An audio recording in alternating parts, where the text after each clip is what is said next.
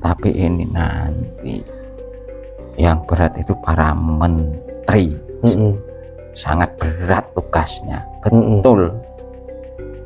Setelah Pak Jokowi ini menteri mumet, benar. Kenapa, Mbak? Ya, melihat ekonomi rakyat itu malah kayak menderita. Makanya nanti mengambil kebijakan banyak sekali nanti. Akan terungkap lagi, bikin kasus lagi, seperti itu. Itu kalau di tengah-tengah dengan kejadian-kejadian itu sebenarnya seberapa besarnya itu, Mbah, peran negara asing untuk merusak bangsa ini? Ya, sangat besar sebetulnya. Sangat besar.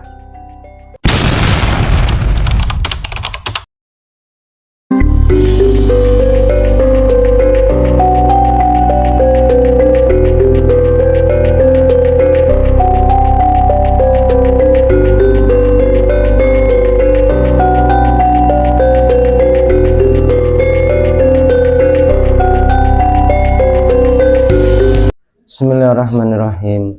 Assalamualaikum warahmatullahi wabarakatuh. Waalaikumsalam warahmatullahi wabarakatuh. Bertemu lagi dengan kita tim Padepokan Putra Bengawan. Salam bahagia kepada saudara-saudara semuanya yang ada di dalam negeri ataupun yang ada di luar negeri. Mudah-mudahan saudara-saudara semuanya dalam perlindungan Allah, dijauhkan dari mara bahaya, diberikan kesehatan, umur yang panjang yang barokah. Dengan banyaknya berita-berita tentang masalah perekonomian yang menimpa seluruh dunia, tidak negara berkembang tapi juga negara-negara besar itu mengalami banyak permasalahan-permasalahan ekonomi. Dengan adanya peperangan-peperangan di Ukraina, di Israel, apakah ini akan berdampak kepada negara kita? Oleh sebab itu, kita tim Padepokan Putra Bengawan mau mengungkap dari sisi gaibnya. Sebelum kita mulai, saya ucapkan banyak terima kasih kepada sedulur-sedulur semuanya yang selama ini sudah membantu berkembangnya channel Padepokan Putra Bengawan. Mudah-mudahan kebaikan-kebaikan sedulur semuanya dibalas oleh Allah beribu-ribu lipat kebaikan. Untuk menyingkat waktu, monggo kita mulai proses mediumisasinya. Di kesempatan hari ini kita ditemani oleh Bapak Widodo. Assalamualaikum. Waalaikumsalam warahmatullahi wabarakatuh. Sehat nggih Pak nggih? Alhamdulillah. Monggo Pak dimulai proses mediumisasi. Bismillahirrahmanirrahim. Ya Allah, saya mohon ya Allah,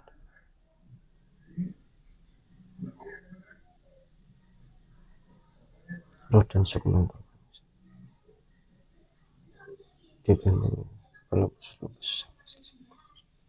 sallallahu alaihi wasallam.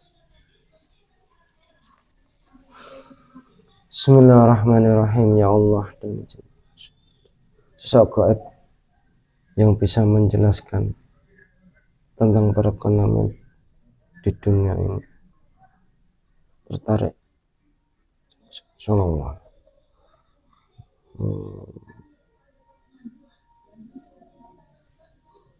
Allah. Masuk.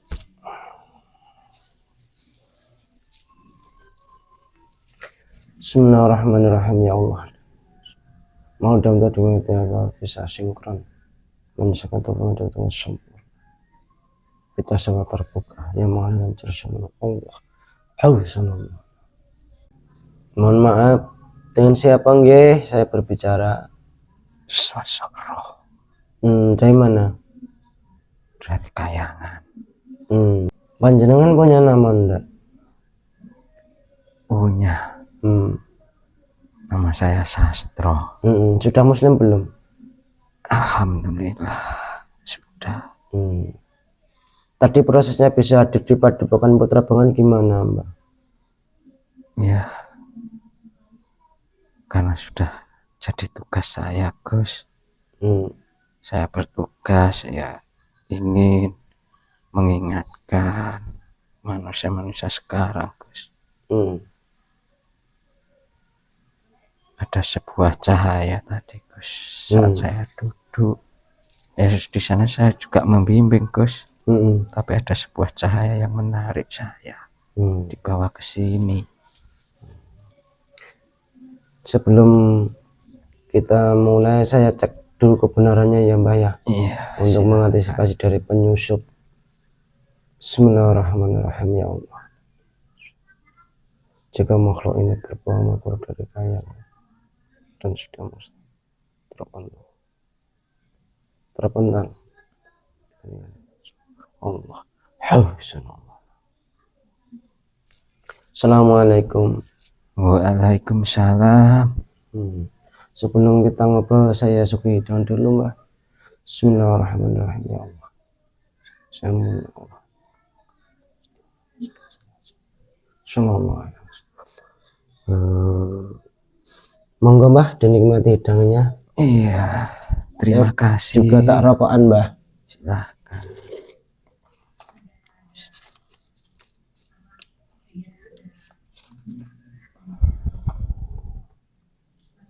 Sambil menikmati dengan ngobrol-ngobrol aja Mbah ya. Ya, apa yang mau ditanyakan? Ini Mbah, banyak beredar di berita-berita itu Mbah, katanya itu dengan banyaknya perperangan terutama di antara Ukraina dengan Rusia, Palestina dengan Israel, dan banyak gejolak-gejolak di negara yang lain itu, katanya itu Amerika itu mengalami kebangkrutan. Iya. Nah, dari kejadian itu apa nanti itu bisa berefek kepada bangsa ini Mbah? Bukan hanya negara ini nanti yang kena efeknya, imbasnya. Ke semua negara maju pasti akan kena semua. Efek-efek dari peperangan itu yang dikendalikan oleh Amerika sebetulnya. Dan gini Mbah, saya dengar-dengar kan dalam keadaan seperti ini di bangsa ini, dengan terjadinya kasus pembunuhan itu tadi, kok malah berimbasnya banyak, dari kasus narkoba sampai kasus korupsi itu seperti kayak mau dibuka semua. Dan kebetulan ini kan mau proses pelantikan pemimpin negara ini Mbak. Iya, inilah yang dinamakan ekonomi global. Nanti presiden itu mau dilantik pasti semua pimpinan negara jika mau dilantik Amerika seperti itu, mengoyak dari ekonomi. Jadi memanfaatkan keadaan kelengahan suatu negara yang lain ya Mbak? Iya benar. Makanya ya semuanya ya hati-hati ya. Karena Amerika itu kan orangnya serakah. Kalau bisa dunia itu dikuasai sebetulnya. Apalagi dengan orang-orang Yahudi, itu dia malah suka membantu. Kebanyakan yang dimusuhi yang banyak muslimnya. Kan kemarin tuh saya dengar berita-berita Mbah, itu katanya kan proses IKN itu banyak dana yang digelontorkan untuk membangun IKN di Kalimantan itu toh Mbah. Itu dengar-dengar katanya tidak ada investor asing yang membantu. Itu kan kalau diteruskan itu katanya menggunakan dana APBN atau gimana itu Mbak. Itu kan nanti juga apa akan mengoyak perekonomian negara ini Mbak? Iya, itu nanti menambah menumpuk utang-utang negara ini. Tapi kan semua sudah diprogram, sudah diwacana sebetulnya. Kan kalau ditengok dari sepak terjang beliau kan ya tidak mau merugikan bangsa ini, Mbah.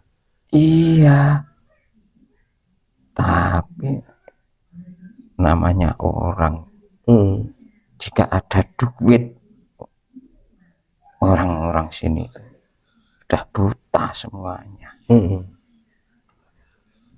Lihat saja nanti jika penguasa-penguasa itu sudah dibuktikan semuanya, ya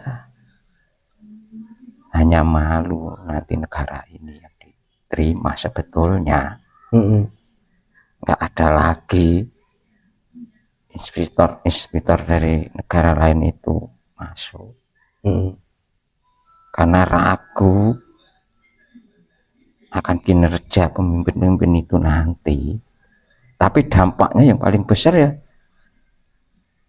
pengusaha-pengusaha kecil nanti, imbasnya pada rakyat. Apakah kan terjadi krisis moneter lagi, Mbah, kalau nanti tidak dirubah cara pemimpin-pemimpin bangsa ini? Ya lihat saja 2-3 tahun lagi pasti terjadi kalau tidak berhati-hati. Kan nanti kebijakan Bapak Prabowo sama Mas anak Gibran itu nanti kan ya baik toh, Mbah, kalau menurut panjenengan itu? Ya baik, tapi kan ada oknum yang sangat berpengaruh nanti yang akan mengganggu kerjanya. Apa dengan setiap gejolak-gejolak di negara itu Amerika itu ya juga membaca toh, Mbah? Ya jelas, mereka orang pinter-pinter. Ya jelas dia ingin jadi nanti hutang-hutang itu menumpuk supaya negara itu punya hutang. Akhirnya dia yang mendapat keuntungan karena nilai jual mata uangnya kan naik. Tapi kan kalau kita tengok dari kebijakan Pak Jokowi dulu itu pas waktu terjadi konflik virus corona itu kan alhamdulillah toh, Mbah, walaupun gimana pun kan Indonesia itu ya tidak terlalu parah dari segi ekonomi. Berarti kan kebijakan beliau itu ya sangat luar biasa toh, Mbah. Wah, beliau orang hebat. Beliau itu ya mudah-mudahan anaknya bisa mengemban amanah beliau. Hanya harapannya kepada Gibran nantinya. Nanti kan kalau Bapak Prabowo sama Mas Gibran tadi bisa menyeimbangkan, menyelaraskan, kan kemungkinan isu-isu akan terjadinya krisis-krisis itu kan tidak benar toh, Mbak? Iya, tapi krisis itu tidak bisa ditolak nanti. Akan juga terjadi. Itu yang secara mudahnya untuk dipahami orang awam itu dengan gejolak apa, Mbah? Kok bisa akan terulang krisis itu? Ya, permainan orang-orang yang pinter itu. Dia tidak mau lagi memikirkan negeri ini sebetulnya. Nanti ada proyek besar lagi, dana lagi, seperti itu. Nanti setelah itu menjalani itu nanti timbul lagi kasus yang besar lagi. Ya bukannya ini kan kebijakan dari Pak Jokowi kan ya luar biasa, Mbah, sudah bisa menegaskan masalah kepolisian, juga ditegaskan dari aset negara yang dulu dikuasai asing kan ya sudah banyak dikembalikan di bangsa ini. Sudah banyak yang kembali. Nanti ya juga kembali lagi. Setelah Pak Jokowi nggak megang ya kembali lagi. Itu berarti tergantung dari kebijakan suatu pimpinan penguasa. Tapi nanti kalau katakanlah yang mempunyai wewenang-wewenang itu bisa amanah, ya kemungkinan itu akan bisa menjadi baik tuh Mbah, tidak seperti yang diperkirakan orang-orang pinter-pinter itu kan. Iya, tapi ini nanti yang berat itu para menteri. Sangat berat tugasnya, betul. Setelah Pak Jokowi ini menteri mumet, benar. Kenapa Mbah? Ya, melihat ekonomi rakyat itu malah kayak menderita. Makanya nanti ambil kebijakan banyak sekali nanti. Akan terungkap lagi, bikin kasus lagi, seperti itu. Itu kalau di tengah-tengah dengan kejadian-kejadian itu sebenarnya seberapa besarnya tuh Mbah peran negara asing untuk merusak bangsa ini? Ya, sangat besar sebetulnya. Sangat besar. Yang kelihatan besar itu dari bantuan-bantuan sebetulnya, malahan itu yang membebani itu. Bantuan-bantuan dari luar itu kan kayak kita hutang sebetulnya. Itu yang memberatkan. Kan sebenarnya Mbak, kalau dari pembangunan Pak Jokowi itu banyak hutang, kan itu tidak melibatkan negara toh Mbah. Uang tol itu kan sudah dibantu saham-saham asing katakanlah. Nanti kan dipotong dari biaya-biaya orang yang memakai jalan tol itu kan untuk membayar hutang-hutang, jadi kan tidak melibatkan negara itu sebenarnya. Ya kalau sampai ke negara, sekarang katanya pajak naik, ternyata pendapatan negara yang nggak ada apa-apanya, malah bisa rugi, kan nggak masuk akal loh sebetulnya. Dari rakyat pajak ini naik, dalam pemberitaan mengalami kerugian, lah itu yang bener yang mana? Kemana larinya uang itu? Listrik katanya PLN malah jadi rugi, padahal subsidi sudah mulai dicabut. Kan kita rakyat kecil kan juga memahami toh sebetulnya. Kemana setelah diungkap-ungkap ternyata harta Indonesia dibawa seseorang ke luar negeri berapa ratus triliun. Itu kan terungkap sebetulnya, tapi itu jaringannya juga besar, meliputi dari segala penjuru. Berarti nanti kalau yang diberi kekuasaan itu tidak amanah, ya bangsa ini bisa hancur sih Mbak. Ya jelas orang-orang itu nanti bisa nyetir lagi. Orang-orang itu kan merasa. Ya, saya itu ya sempat heran di kasus viralnya Vina kemarin itu kan, kok malah menyeret-nyeret tokoh-tokoh besar. Kalau pembunuhan itu sepele, tetapi kok dibalik pembunuhan itu banyak perkara-perkara besar yang nebeng di situ sembunyinya. Ya karena itu kan, jika dihitung kan mungkin bisa mampu buat negara. Hasilnya itu sebetulnya. Tapi ya udah, uang itu sudah dikehendaki oleh Allah.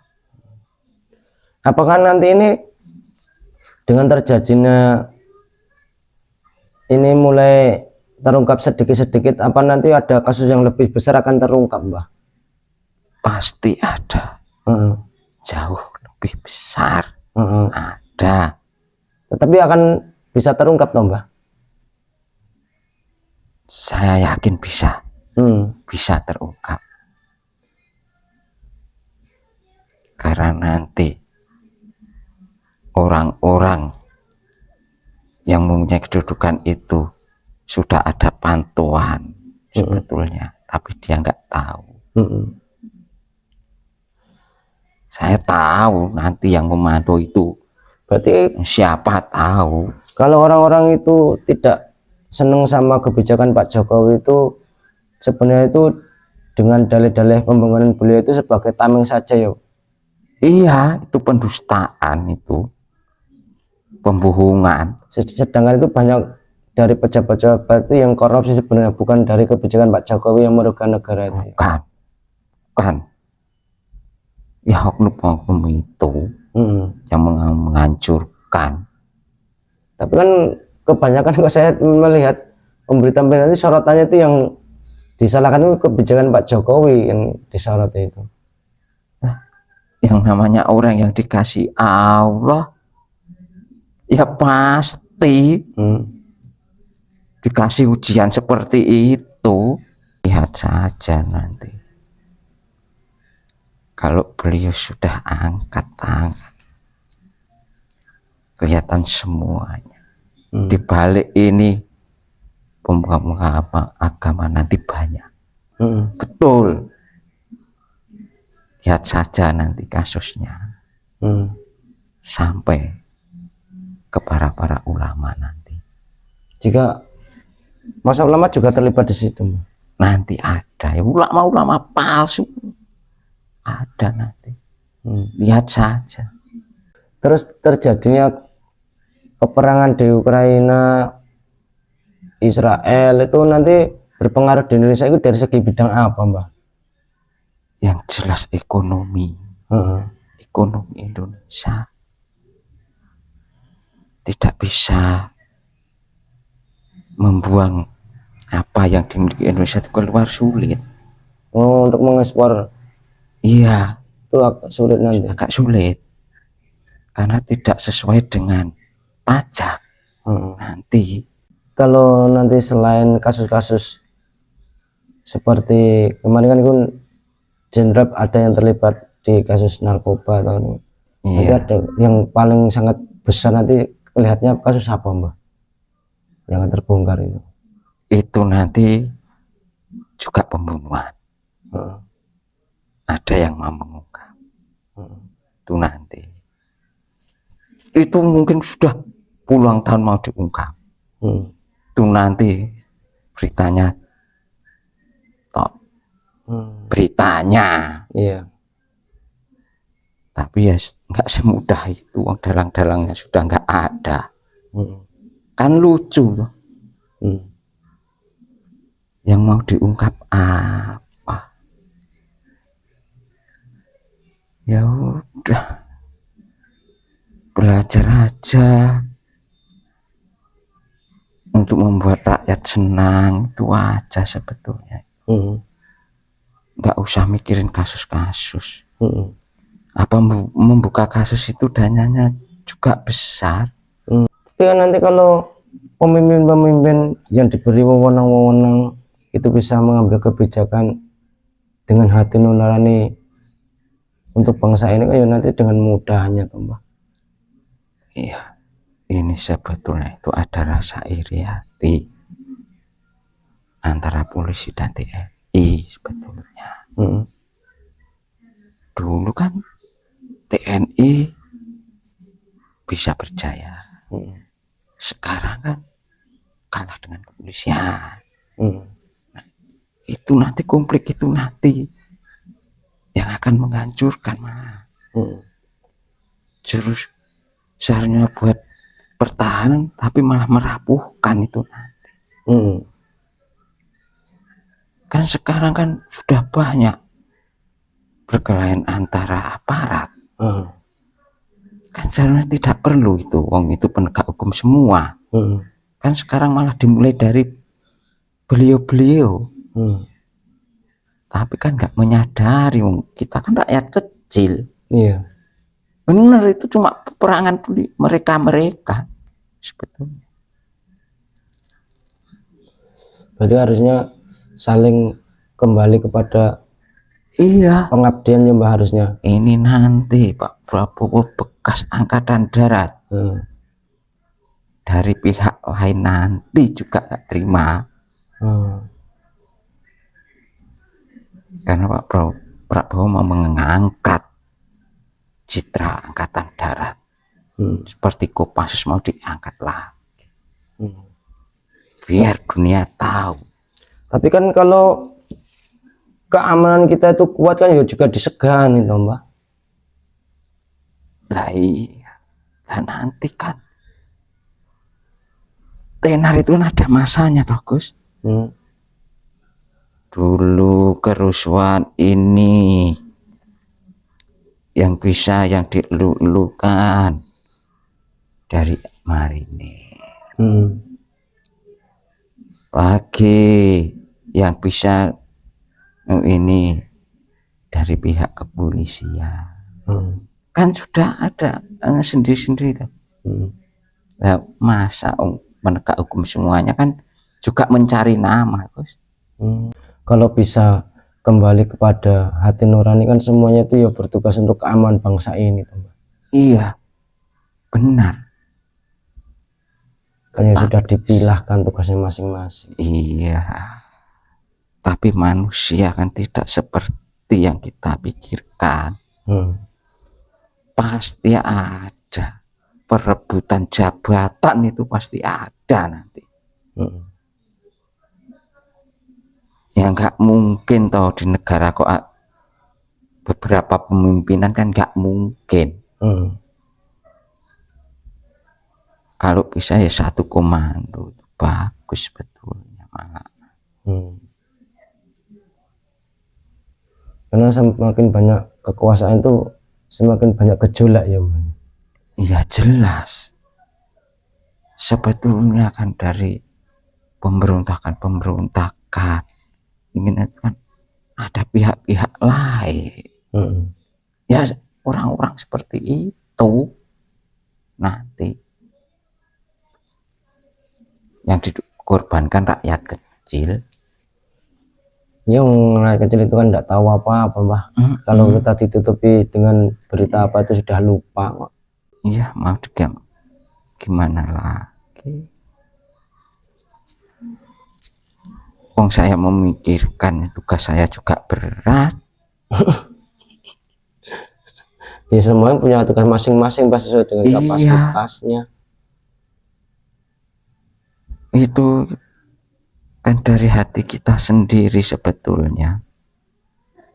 Karena tidak mau bersandar kepada Allah. Orang-orang itu takut karena tidak mau jabatan. Iya, jabatan, uang. Penting uang. Jabatan gak penting, uangnya. Pejabat disuap rakyat pun bisa kok. Kan yang penting uang sebetulnya, bukan jabatan. Ya kasihanlah sama anak-anak cucu kalian nanti. Jika pemimpin-pemimpin tidak dibekali dengan iman ya hancur. Akan terjadi krisis moneter seperti tahun 98 itu ya Mbah. Kan terulang kalau ya kalau tidak amanah itu. Itu lihat saja 2 atau 3 tahun lagi itu terjadi. Berarti nanti kepemimpinan Pak Prabowo itu banyak masalah ya Mbah. Banyak sekali. Ya mudah-mudahan nanti diberikan kekuatan oleh Allah, bangsa ini akan terbebas dari masalah ya Mbah. Mudah-mudahan kan ini hanya wacana-wacana orang-orang yang katakanlah baru ibaratnya berbicara ke depan itu ya Mbah.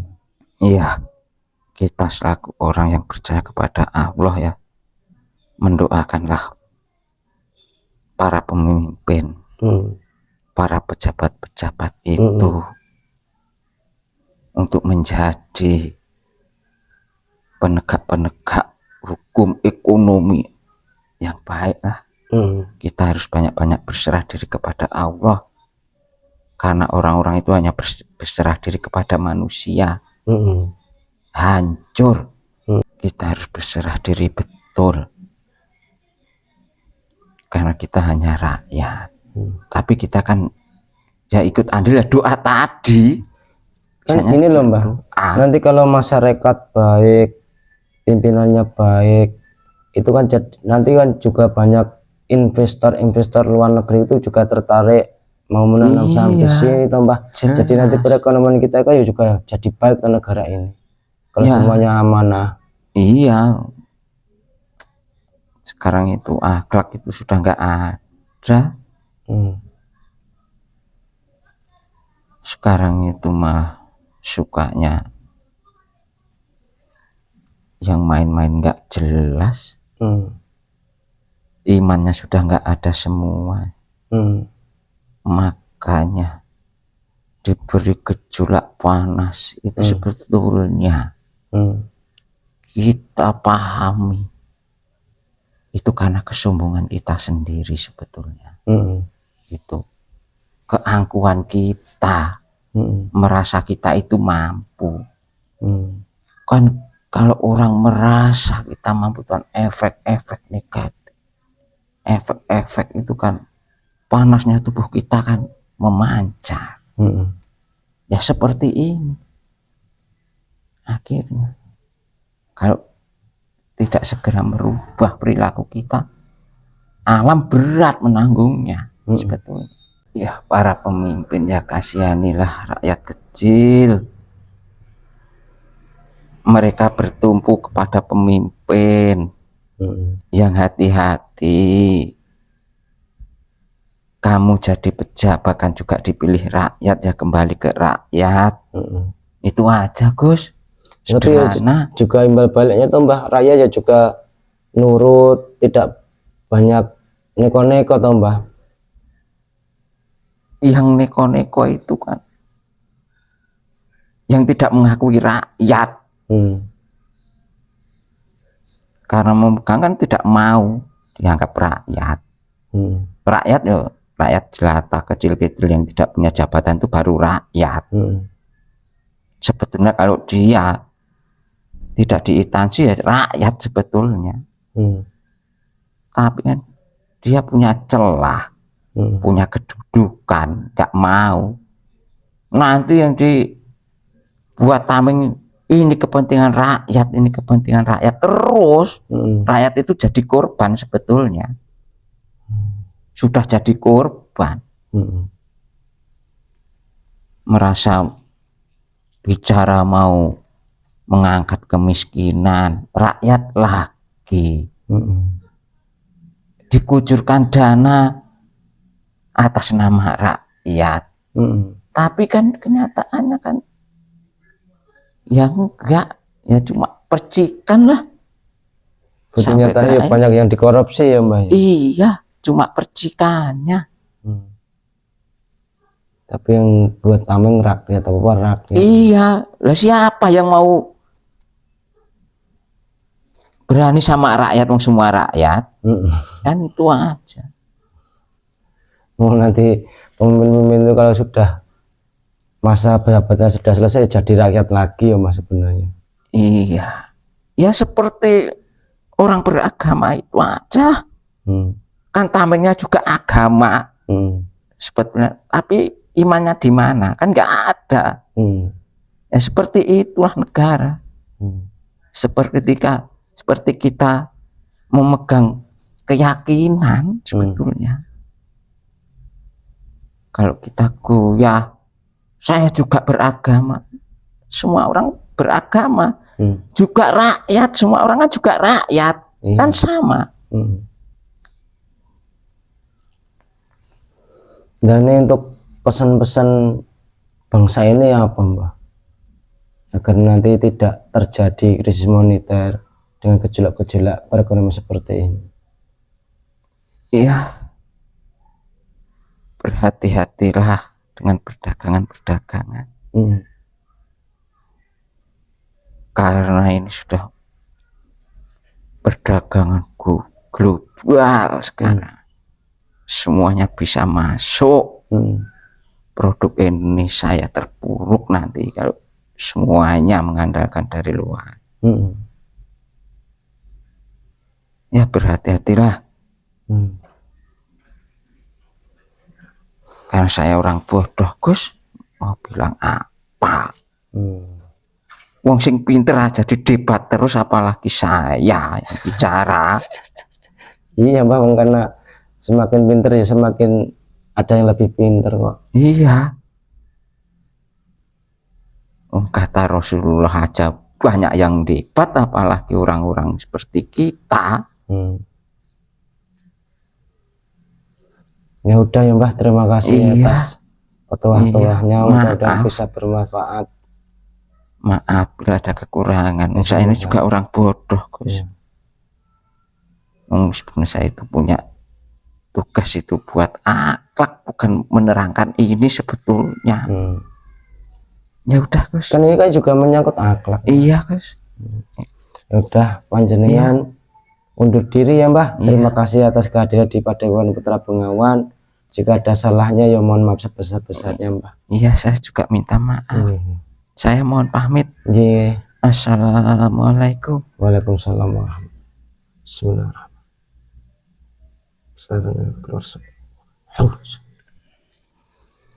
Sekian pemirsa dialog kita tadi dengan sosok gaib yang mengaku ruh dari kayangan. Beliau tadi membeberkan banyak sekali permasalahan-permasalahan di bangsa ini. Kalau pemimpinnya tidak bisa amanah dan rakyatnya kurang sabar, nanti juga akan bisa terulang lagi seperti kasus moneter yang seperti dulu. Maka oleh sebab itu, monggo kita kembali kepada keyakinan masing-masing dan selalu meluruskan niat untuk berbuat baik untuk bangsa ini sebisa kita, semampu kita. Mudah-mudahan bangsa ini selalu dalam perlindungan Allah, menjadi negara yang makmur, kemahripah loh jinawi. Kami tim Padepokan Putra Bengawan undur diri. Jika ada kekurangan kesalahan mohon maaf sebesar-besarnya. Bila taufiq wal hidayah. Assalamualaikum warahmatullahi wabarakatuh. Waalaikumsalam.